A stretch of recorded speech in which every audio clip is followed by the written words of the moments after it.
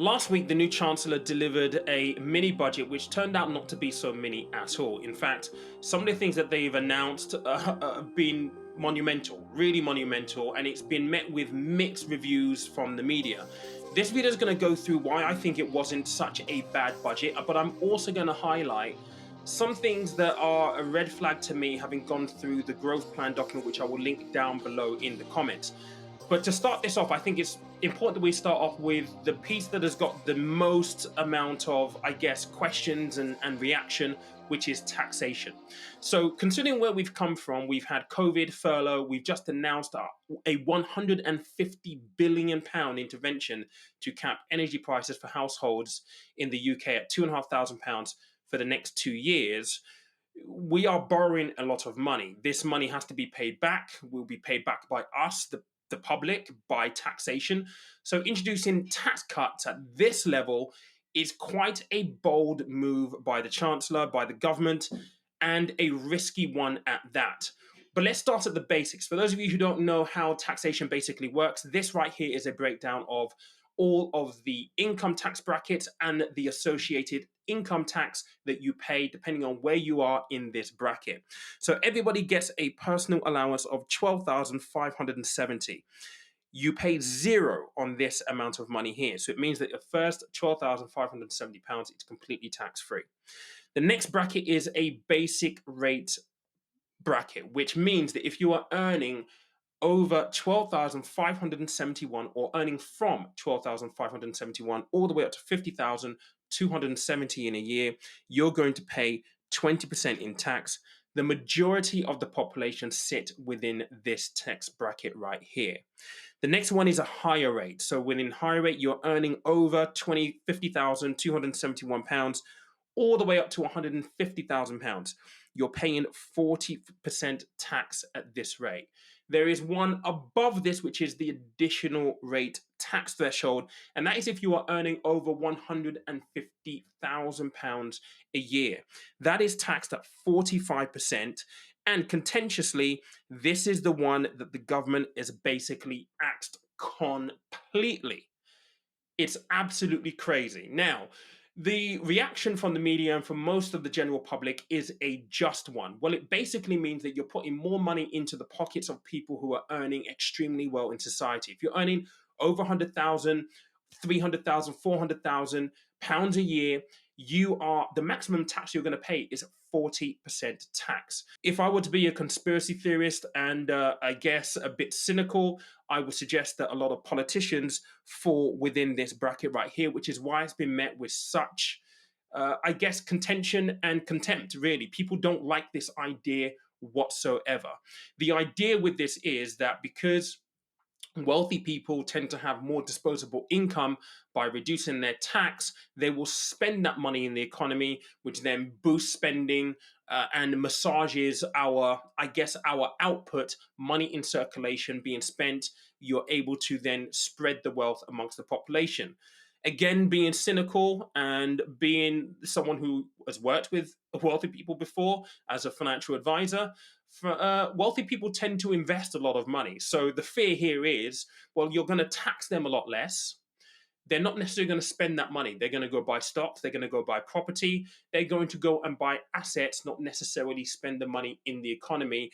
And I hate this phrase, facilitate the trickle down effect. I hate that phrase, saying that. It just sounds so condescending. But that's the idea, right? I think it's going to be wrong. I don't think that that's going to happen. They'll buy assets, but time will tell. Now, interestingly, when you talk about the taxation side of things, I personally think that there was a better way for them to approach this.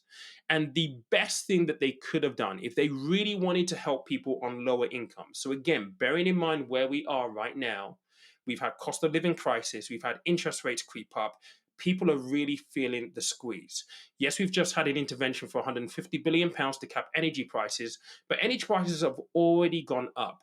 So if your concern was to help people on lower incomes, who are the people who got hammered the most during this instance of cost of living crisis and are continuing to be hammered, well, what you should have done is essentially raise the basic rate threshold from 12,750 and maybe put that up to £20,000 per annum. So the first £20,000 that you earn becomes tax free for everybody. That's how you help people in the lower tax brackets. And I think that's what a lot of people would have preferred, and certainly what I would have preferred to happen than actually get rid of the additional rate tax bracket at 45%, essentially putting more money in the pockets of people who are already doing extremely well in society. Now, by my calculation, and this leads on to the other thing that was announced during the taxation part of the announcement by Kwasi Kwarteng. You may recall. I can confirm before the end of this Parliament in 2024, for the first time in 16 years, the basic rate of income tax will be cut from 20 to 19 pence in the pound. That is going to be brought forward to 2023. Now, what does that actually mean for someone who is maybe on a low income, earning between £12,571 and £50,270? Reducing the income rate that you pay from 20% to 19% is only going to save you £377 if you're at the top of that tax bracket, so just over £50,000, right? Does it really make that much of a difference? £377 per annum. Now, if you did what I basically suggested, and maybe just think about increasing the personal allowance from 12,570 all the way up to £20,000, and again you're at the top end of that threshold, then actually the savings you'll have will be £1,109 for the year, which is almost triple that amount. Why they didn't do this, I don't know. And this is where you get into conspiracy theories about politicians being in cahoots. I'd love to hear what your thoughts are about that in the comments section down below. The other thing that was announced when it comes to tax is the announcement by Rishi Sunak, which was pressing ahead with national insurance contributions being increased by 1.25%. That is now being scrapped. The question to ask about that is, well, that increase was specifically meant to be ring-fenced to fund the NHS and social care. With that now being axed, where do these funds actually come from, considering the sizable amount of tax cuts that have also been introduced? So that's taxation. Now let's get into stamp duty, because this is something that I think is really, really, really good for UK households, okay? Now, for first-time buyers, I speak to a lot of first-time buyers on this channel. One of the key things that you have to remember, and I did a talk for Barrett's a couple of weeks ago in London, is that when you're buying your first home, you've got to pay stamp duty, and that is an additional cost in thousands that a lot of first-time buyers don't necessarily or haven't necessarily accounted for. Stamp duty is being not axed, it's being reduced or increased. The thresholds are being increased to help people. Now, I do have a graphic right here. If you are a first-time buyer, this is how much the savings are actually going to be. So if you're buying a property of £400,000 before and all of these changes came in, it would have cost you £5,000. Now it's actually going to cost you nothing. If you're going to be buying something over £500,000, and you'll be lucky to do that if you're a first-time buyer, maybe you have a little bit of money behind you, well, you should have been paying £10,000 before these reforms or before these announcements. You're now going to be only paying £3,750. So you'll be saving £6,250 for homeowners who are just looking to purchase maybe another home. It's not your first time buying, but you're moving, buying a new place. These are the changes as well. So again, if you're looking at £400,000, you will now pay £7,500, saving you £6,250 altogether. This announcement, I think, has been overwhelmingly positive, because I know that it is going to help first-time buyers get on the property ladder a little bit sooner. The argument that I have seen, and it is a plausible argument, is that effectively, because stamp duty is now going to be, the threshold is going to be increased, and a lot of people are not going to be paying stamp duty as first-time buyers or home buyers who are moving, this will push property prices up even further. If I were to juxtapose this argument, well, there is a lot of pressure on property market at the moment. People saying that the markets, I saw this morning, one person predicting a 43% drop in the property market. Is this going to offset that? Maybe, maybe not. But I think this announcement on stamp duty is more than welcome. The other thing that has got a lot of contention, is this notion that, well, actually, they are now going to uncap the bonuses of bankers. And this is an interesting, I guess, point for me because I used to work in Canary Wharf. Although I wasn't an investment banker, I know a lot of people who are. And you talk about attracting talent into the country. And for this, I actually do want to reference to the growth plan document, which is right here. This is clause 3.15. Now, I'm going to read this. It says the financial services sector will be the heart of the government's program for driving growth across the whole economy. Later this autumn, the government will bring forward an ambitious deregulatory package to unleash the potential of the financial services sector. This will include the government plan for repealing the EU law for financial services and replacing it with with rules tailor made for the UK and scrapping EU rules for Solvency II to free up billions of pounds of investment. Now, that doesn't necessarily relate directly to the conversation about capping bankers' bonuses, but it does have a lot to do with financial services specifically. They want to attract the best talent into the UK, into the financial services here to, I guess, make a lot of money and taxes thereafter from this. Is it the right thing to do? Time is going to tell. I know how people feel about bankers, and I think, if you're earning that amount of money, as bankers often do with bonuses, you should be paying tax.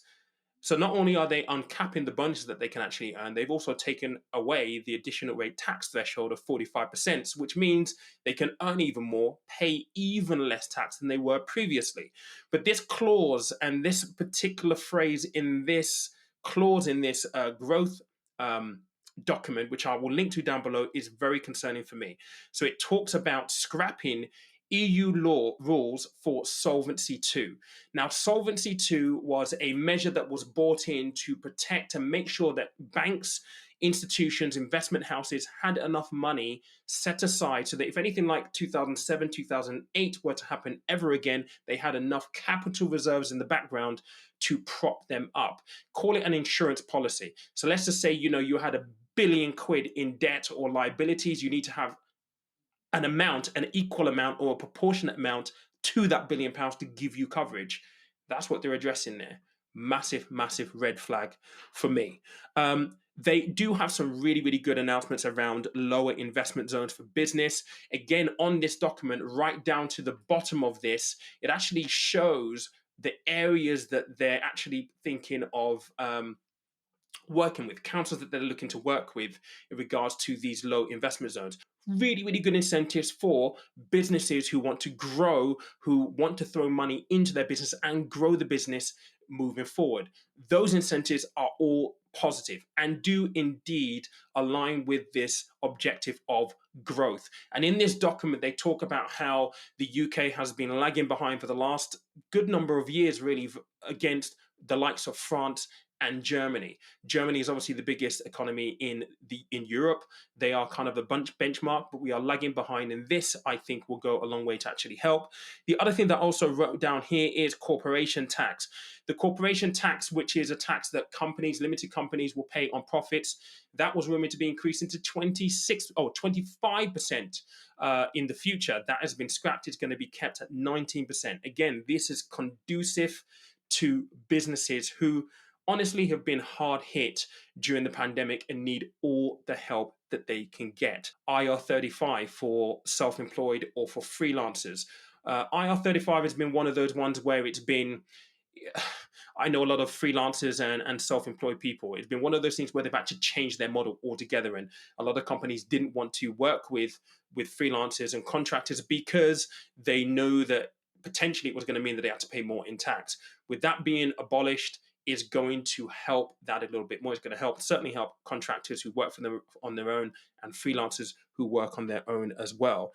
A couple of other things on the tax side of things, right? So because the additional rate tax of 45% has now been abolished, it means that if you are investing, and many of you do who watch me on here on this channel, you will basically get away with paying less in dividends tax because that additional rate tax threshold has gone. So there are actually quite a few positives in this budget, albeit it's been met with a lot of negativity and I guess mixed reactions from media because of some of the highlights, some of the negative highlights that they've ran with. Yes, abolishing and getting rid of the additional rate tax bracket. I think, why would you do that? Just increase the personal allowance up to help people under lower band. Do that. That will help people tangibly every single month. But I get why that headline is not attractive, right? It's not attractive to say, personal allowance has been raised £20,000 to help the lowest in society. That's not a headline that is going to sell. Abolishing 45% tax for millionaires sells papers, right? Was it the right thing to do? Time will tell. Look, this was a growth budget. A lot of the stuff they've announced, for me, I think have been positive. It's a huge gamble though, particularly with the tax cuts. Will they get this right? I don't know. Only time is going to tell. It's very, very bold. I hope that they get it right. Um, who knows? Look, let me know what you think in the comments down below. I'm sure this will stimulate a lot of conversation. What would you do? Would you ever increase the personal threshold to 20 grand? Would you put it at £30,000? I'd love to know what people would have put this to, because that's probably the most contentious part of the budget so far. But anyway, let me know what you think. Appreciate you. Cheers.